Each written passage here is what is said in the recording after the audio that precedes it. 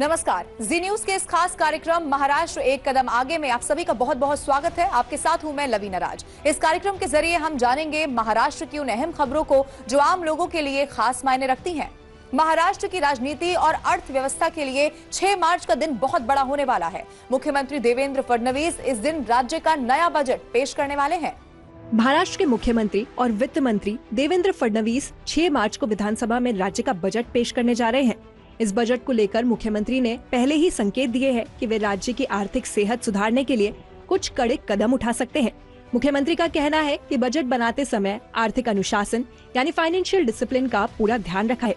इसका मतलब ये है कि सरकार फिजूल खर्ची पर लगाम लगाएगी और केवल उन्हीं योजनाओं पर पैसा खर्च करेगी जिनसे राज्य का ठोस विकास हो सके। मुख्यमंत्री ने आश्वासन दिया है कि ये बजट समाज के हर वर्ग जैसे किसान, मजदूर, महिलाएं और युवाओं को ध्यान में रखकर बनाया गया है।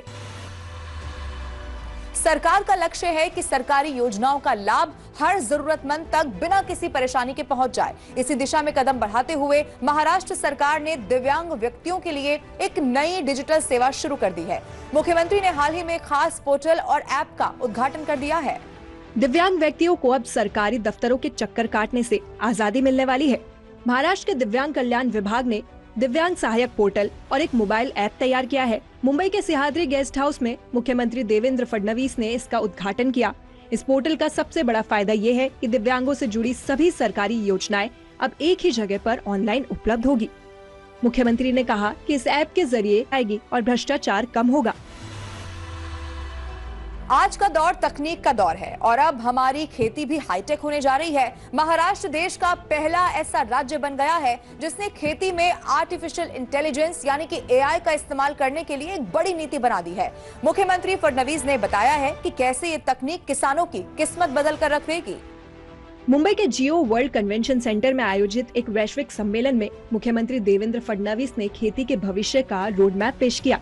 उन्होंने बताया कि महाराष्ट्र कृषि कृत्रिम बुद्धिमत्ता नीति 2025-2029 के जरिए सरकार किसानों को आधुनिक तकनीक से जोड़ रही है। महाराष्ट्र देश का इकलौता राज्य है जिसने एआई के लिए अलग से परिषद बनाई है। मुख्यमंत्री ने कहा कि महा एआई इनोवेशन सेंटर के जरिए यूनिवर्सिटी और बड़ी कंपनियों को एक साथ लाया जा रहा है।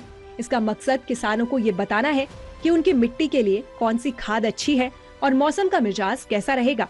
महाविस्तार ऐप से 30 लाख किसान जुड़े हुए हैं जिन्हें सीधे मोबाइल पर जानकारी दी जा रही है। सरकार का मानना है कि अगर किसान तकनीक का सही इस्तेमाल करेंगे तो उनकी लागत कम होगी और मुनाफा बढ़ेगा। छत्रपति शिवाजी महाराज महाराष्ट्र के आराध्य देव हैं। उनके जन्म स्थान शिवनेरी किले पर इस बार शिव जन्मोत्सव की भारी धूम देखने को मिली। मुख्यमंत्री और दोनों उप मुख्यमंत्रियों ने इस मौके पर महाराज को नमन किया और राज्य के विकास का संकल्प लिया। शिवनेरी किले की हवाओं में एक बार फिर जय भवानी जय शिवाजी के नारे गूंजे। छत्रपति शिवाजी महाराज की जयंती के अवसर पर भव्य समारोह आयोजित किया गया। मुख्यमंत्री देवेंद्र फडणवीस, उप मुख्यमंत्री एकनाथ शिंदे और उप मुख्यमंत्री सुनेत्रा पवार ने इस उत्सव में हिस्सा लिया। महाराज की पालकी का पूजन किया गया और उनकी प्रतिमा पर पुष्प अर्पित किए गए। इस मौके पर उप मुख्यमंत्री सुनेत्रा पवार ने कहा कि शिवाजी महाराज की दूरदर्शिता और उनका प्रशासन आज भी हमारे लिए सबसे बड़ी प्रेरणा है।